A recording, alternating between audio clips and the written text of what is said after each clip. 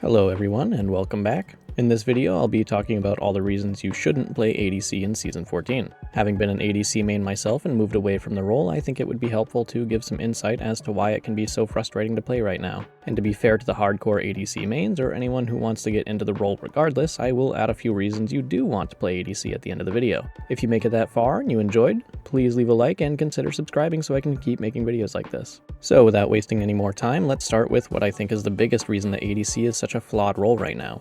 If you've been playing the game for a while, then you understand that at the start of every season there are usually some pretty big changes that dramatically affect how the game is played. This season's big change being items, more specifically the removal of the mythic category. A lot of mythic items from the previous season have been reworked, if not removed entirely, so that they have the same power dynamic as the rest of the items, meaning that you have more freedom to build what you want, when you want. Where most other classes got a handful of powerful items added to the roster, Marksmen not only had a few of them removed, but only got one new item in return.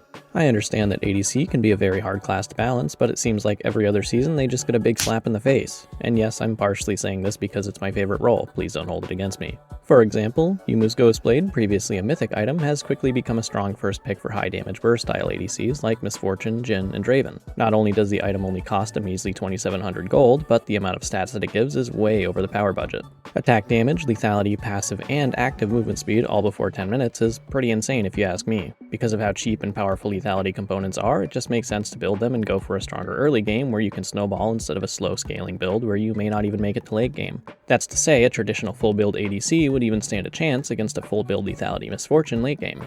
Spoiler alert, it doesn't.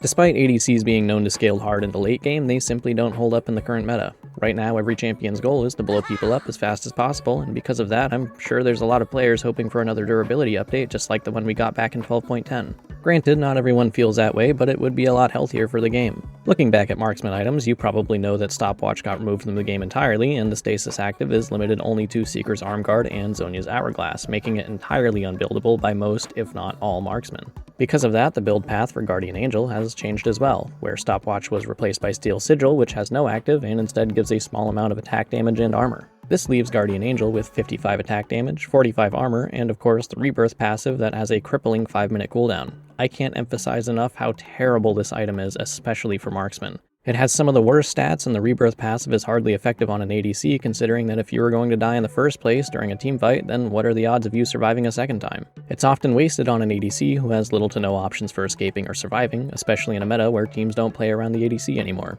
People won't focus on protecting you during the Rebirth passive and will instead try to win the teamfight themselves. The biggest problem with Guardian Angel being treated as a good item for ADCs is that it only grants attack damage and armor in very small amounts instead of something like attack speed or crit chance, making it many times more effective on skirmishers and divers like Nocturne or Fiora who have tools that allow them to escape fights or turn them around entirely.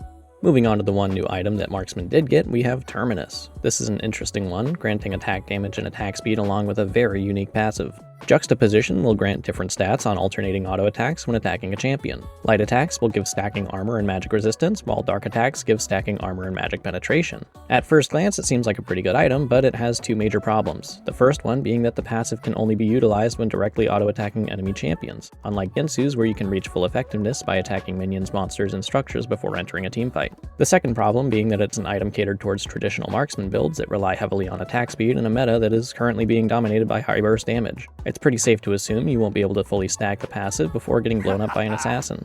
Overall, I think it's really cool in concept, but it simply doesn't hold up in the current meta. Moving away from items, let's talk about the actual state of bot lane. Because of the support item changes, a lot of support champions are stronger than ever. World Atlas, being the new starting item for supports, is an improvement for sure, but it not only transforms into a sightstone upon quest completion, but effectively becomes your first item, allowing the user to choose one of 5 very strong, unique passives. These changes have made a lot of support champions much more potent in their games, and honestly, good for them.